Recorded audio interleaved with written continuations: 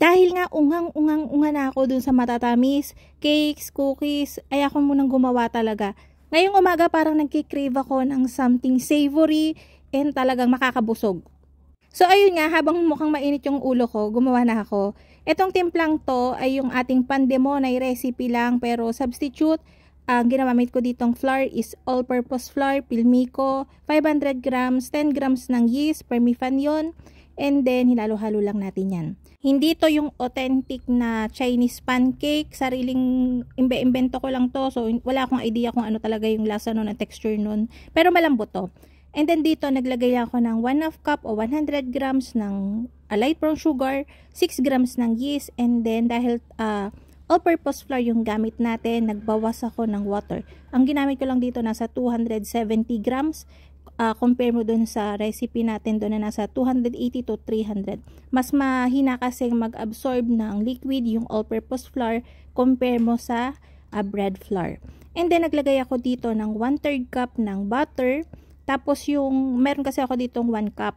So yung 2/3 cup doon ay nilagay ko sa microwave para matunaw and lumamig ka agad. Mamaya gagamitin kasi natin yun. So pagka-combine natin itong ating mga flour, baka medyo buo-buo na siya, dito na ako magmamasa sa aking table. Okay, mag-alala, malinis naman to, nililinis ko to ng maayos. Yung butter natin, pwede nyong i-substitute sa shortening or oil. Kapag ka oil, mga nasa 1/4 cup lang. Kapag shortening, pwede na yung 1/3 cup. So, ayan, magmamasa lang tayo dito for 5 minutes. Hindi naman natin kailangan ng sobra-sobrang kinis na masa. And kapag ka masyado kayong nalalambutan dun sa dough, pwede kayong mag-add ng paunti-unting flour. So, mamasahin lang natin to, and para hindi tayo masyadong mahirapan, after 5 minutes ng pagmamasa, ay i-rest ko ulit to. Tatakloban ko lang siya.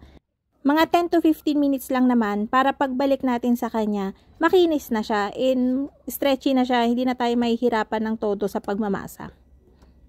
Madali lang din naman tong i-prepare, kaya okay lang din sa akin na gumawa nito ngayong umaga. Medyo maraming beses ko na rin tong na-try and masarap talaga siya. Very savory, pwede mo siyang i-partner o i-substitute sa kanin. Pwede mo na tong gawing sausaw mo sa adobo or patatim, na kung sarap. Pag pinalapad mo siya ng konti, naka-size na mga shawarma o pita bread, pwede mo tong i-substitute kasi ang sarap niya. Yung dough pa lang panalo na. So, ayan, for the masa ang person. Kapag ka medyo satisfied na ako, makikita nyo yung dough. Hindi naman siya ganun kakinis, pero smooth na yung texture niya. Wala nang maaligasgas. I-divide ko lang to ng nasa 70 grams each. Kayo na bahala, pwede nyo namang i-adjust yun kung gusto nyo nung medyo maliliit lang. Ako hindi talaga naman dapat mag-video.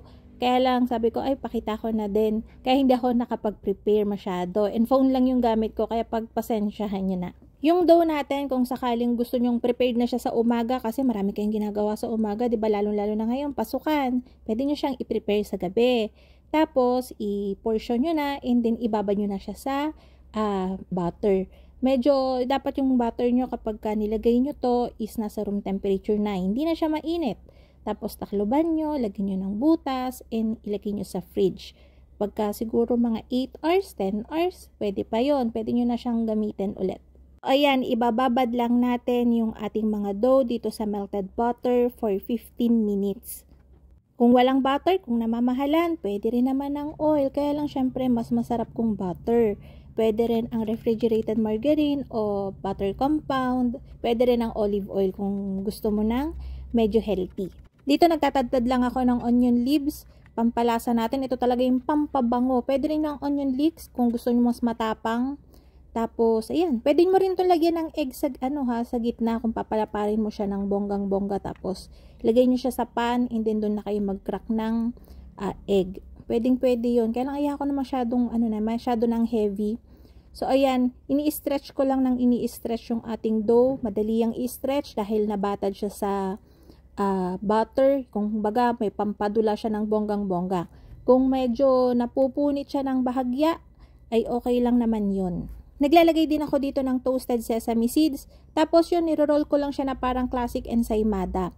Tapos pag nagawa na natin yung lahat, akin kasi tong unang salang na to. Ang gusto ko dito, hindi doughy yung loob. Mas gusto ko yung talagang tostadong-tostado siya, kaya pinalapad ko siya ng bongga. Tapos sa mahinang apoy lang, lulutuin natin to ng nasa mga 3 minutes each sides.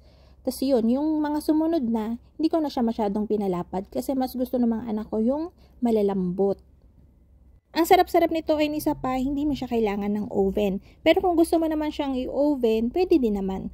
Kung gusto mo yung pagkakarol mo sa kanya nung after nung pagka-ensaymada mo sa kanya, paalsahin mo ulit and tsaka mo siya ipasok sa oven 180 degrees Celsius na nasa 20 to 25 minutes. Depende kung gusto mo mag-egg wash para mas kumintab o mag-brown, nasa sa inyo na. So, ayan na nga yung ating scallion pancakes. Ang sarap-sarap nito. Pero halos sa tingin ko kalasa rin naman siya ng Chinese pancake eh. Hindi lang ako talaga nakatikim pa nung talagang authentic kaya hindi ko masabi. Pero pasok na to. So ayun ang mga kalutong tinapay. Sana ay nagustuhan niya ating video for today. Magkita-kita tayong muli. Ito pong mali ang lutong tinapay. Bye bye!